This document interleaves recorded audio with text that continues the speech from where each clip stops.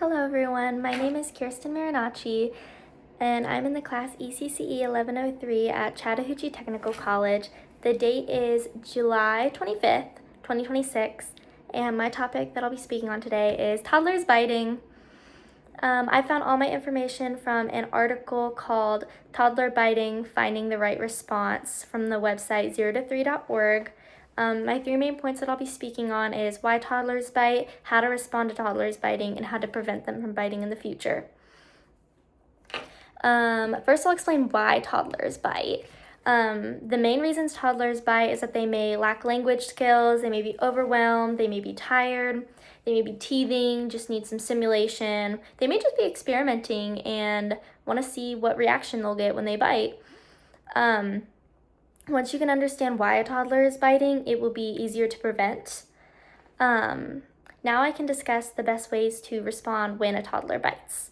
When a toddler bites, it's very important to respond calmly and discuss with them by saying either no biting or biting hurts in very simple language so that they understand.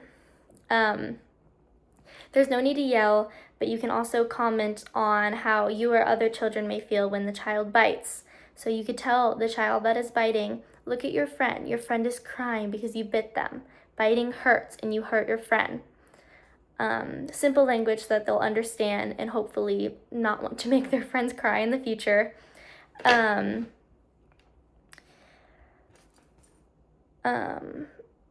this, the attention needs to go straight onto the child that was bitten.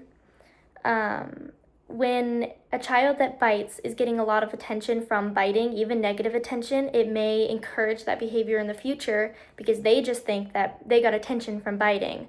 Not that, obviously the attention is negative, like, oh, I don't want to do that again. They just know the adult in their life is paying attention to them when they are biting. So make sure you're checking on the child that was bitten, giving them a hug if appropriate, comforting them. Truly just making sure that both children understand that it is not okay to bite and that apologize that happened if the toddlers are at the stage where they can speak and understand language. Lastly, I am going to speak on the best ways to prevent a child from biting in the future. Sometimes if you can predict that a child may bite, you can figure out how to stop it or distract the child. If a child can be distracted by books or toys, they won't be focusing on the urge to bite, and that will keep the conflict from happening.